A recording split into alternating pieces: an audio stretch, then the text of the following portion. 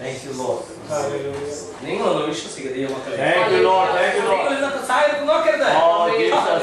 റവല, സക്കരെ, ചൂടമ, ഒരു ദൂതിലേക്ക് പോകുക ദൈവാത്മാവ് പറഞ്ഞു. ഹല്ലേലൂയ. എബ്രായരിൽ ഉൽപ്പത്തി 27 ഇങ്ങനെ വായിക്കുന്നു. ഈസഹാക്കിനോട് ദൈവം തമ്മിൽ പറഞ്ഞു, Isaac, you don't move away from this place. You be here. Yes. The same God who warned Abraham not to go over to the land of Egypt. The same God is now warning and telling and commanding in essence to Isaac not to go over to the land of Egypt. Hallelujah. You be here. Amen. In this land of Gerar. You know that the Hebrew word Gerar, it actually means camel. Another meaning is that something that which ruminates or normally പശുവിനൊക്കെ എവിടെയെങ്കിലുമൊക്കെ കൊണ്ട് കെട്ടിയിട്ട് പശു തിന്ന് എല്ലാം അങ്ങ് വെളുപ്പിക്കത്തില്ലേ. So actually that very land of Gerar actually is the land known for its intermittent, what I say, famine. It comes once in a while. There will be the spirit of rumination, and the very residents of that land actually has been experiencing these kinds of mysterious things every now and then. Even in the midst of that mysterious occurrences, even when there has been famine coming and occurring again and again, but Lord tells Isaac to be there in that land. Amen. The very residents of that land knows well about the nature as well as the climate, the condition of the land, and they also we are very much familiar with the ruminating spirit. പക്ഷെ തമ്പുരാൻ പറഞ്ഞു, കുഞ്ഞെ നീ പോകണ്ടാണ്. Amen. Oh, Thank you, Lord. he just had a handful of Thank you, seed. Lord. Thank you, Lord. അവനോട് you saw it. Yes. അവിടെ എന്താ വായിക്കുന്നറിയാമോ? അവൻ വിതച്ചു 100 മേനി. Let me remind you, when you find the ruminating spirit, the spirit of recession, even in this very land, in the midst of these people, you, the children of God, will never ever experience it. Come on, tell the spirit of rumination to get out, and you have been placed here by your God, and He is telling you to sow that you will reap the harvest of your labor. Amen. Thank you, Lord. Oh, Rama, let's show. Yes, Lord. Hallelujah. Amen. Hallelujah. Hallelujah. Hallelujah. ഇന്ന് പകലിലും ഇന്ന് രാത്രിയിലും വിശ്വസിച്ചുകൊള്ളൂ. തന്റെ ജനത്തിന് വേണ്ടി പ്രവർത്തിക്കുന്ന ഒരു ദൈവമുണ്ട്. Because your God is in control of the situation. Hallelujah. Hallelujah. Jeremiah 17:7-8 വായിക്കുമ്പോൾ ഇങ്ങനെ വായിക്കുന്നുണ്ട്. അല്ല, ഉഷ്ണം തട്ടുമ്പോൾ അത് വാടുകയില്ല. ഉഷ്ണം തട്ടുമ്പോൾ വാടുകയില്ല എന്നല്ല. Original Hebrew and it's English translation, it will never feel the drought. വാടത്തില്ലെന്നല്ല, അതിൽ ഫീൽ ചെയ്യത്തില്ലെന്ന്. ഗൾഫിൽ ജോലി ചെയ്തിട്ടുള്ളവർക്ക് അറിയാമല്ലോ. നമ്മൾ കണ്ടിട്ടില്ലേ, ഭയങ്കര ചൂട് സീസണില് പുറത്തെ ആൾക്കാര് പബ്ലിക്കിൽ നിന്ന്, പ്രത്യേകിച്ച് കൺസ്ട്രക്ഷനിൽ നിന്ന് ഭയങ്കര ചൂടത്ത് വെയിലത്ത് ജോലി ചെയ്ത് അധ്വാനിച്ച് വയർത്ത് കുളിക്കും. പക്ഷെ ഇപ്പുറത്തെ ഓഫീസിലൊന്നും ഇരിക്കുന്നവൻ എ സിക്കകത്തായിരിക്കുന്നത്, അവനത് ഫീൽ ചെയ്യത്തില്ല. ഒരു കണ്ണാടിയിലൂടെ അപ്പുറത്ത് നടക്കുന്നവന് കാണാം. Just a cover or a blind of what you say, a mirror, but through which you can see what's happening outside. He'll be stretching, meantime you will never feel it.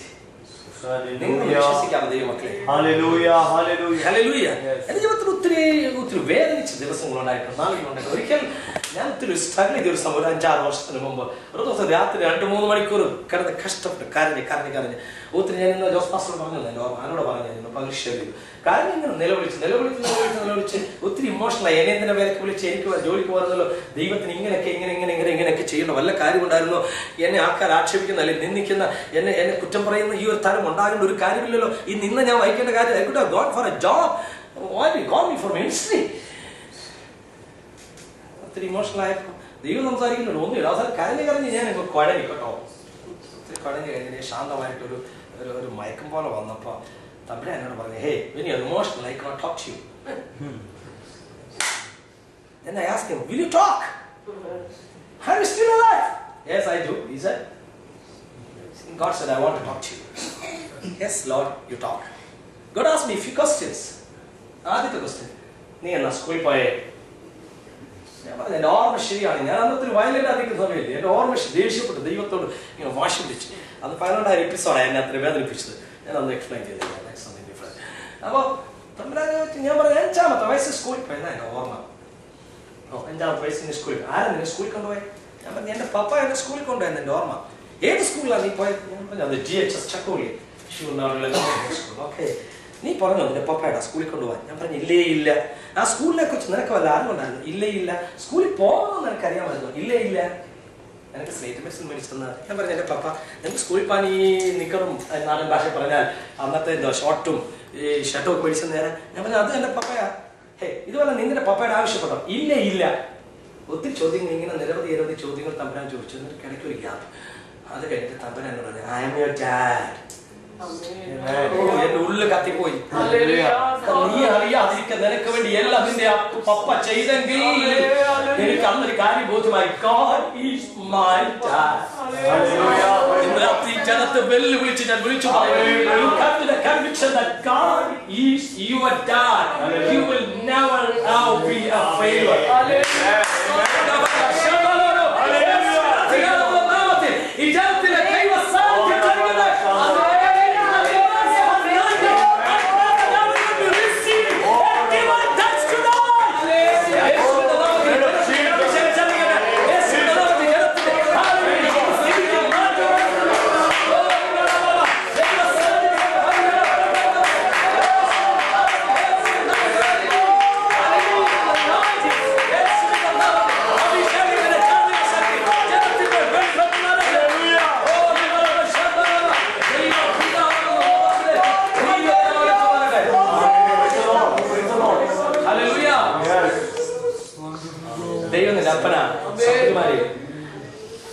സാന്നിധ്യം പിതാക്കന്മാരെ, സഹോദരങ്ങളെ, കുഞ്ഞുങ്ങളെ, ദേവദാസന്മാരെ, ആ ഒരു കൺവിക്ഷൻ എനിക്ക് എന്ന് കിട്ടി.